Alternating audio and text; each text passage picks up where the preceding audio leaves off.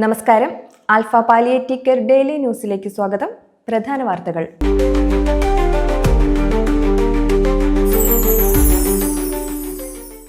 Alpha palliative care Kodungallur centre സേവനങ്ങളുടെ 10 വർഷം പൂർത്തിയാക്കി.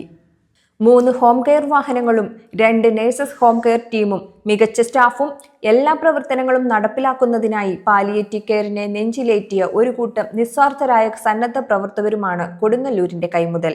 ഇതിനകം 2992 രോഗബാധിതരെ രജിസ്റ്റർ ചെയ്ത് നിരന്തര പരിചരണം നൽകിയ സെന്റർ നിലവിൽ 636 പേർക്കാണ് സേവനങ്ങൾ നൽകിക്കൊണ്ടിരിക്കുന്നത്. പുനർജനി ഹാളിൽ നടന്ന പൊതുയോഗം കൊടുങ്ങല്ലൂർ ഡിവൈഎസ്പി വി.കെ. രാജു ഉദ്ഘാടനം ചെയ്തു.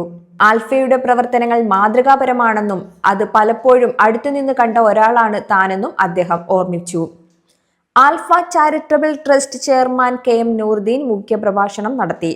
രാഷ്ട്രീയ മത ജാതി വ്യത്യാസമില്ലാതെ എല്ലാവരെയും കൂട്ടിയിണക്കുന്ന പ്രസ്ഥാനമായി ആൽഫ ഇന്ന് മാറിയിട്ടുണ്ട് എന്നത് നമ്മെ സമൂഹത്തിലും പാലിയേറ്റീവ് കെയർ രംഗത്തും വേറിട്ടതാക്കുന്നുണ്ടെന്ന് അദ്ദേഹം പറഞ്ഞു.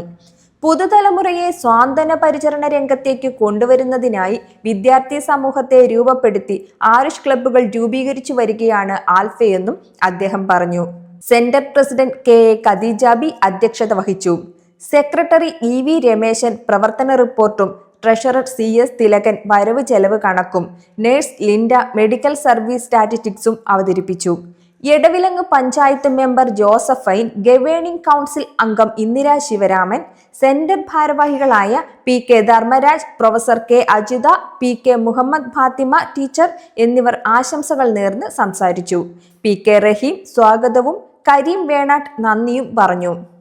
ആൽഫ ചാലക്കുടി സെന്റർ യുകെയിൽ പ്രവാസിയായ കൊരട്ടി വാരനാട്ട് വി.പി. ജോയ് സന്ദർശിച്ചു.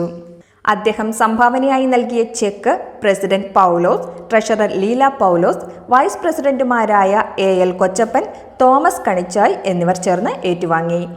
ഇതോടെ ഇന്നത്തെ വാർത്തകൾ അവസാനിച്ചു. ജയ് ഹിന്ദ്.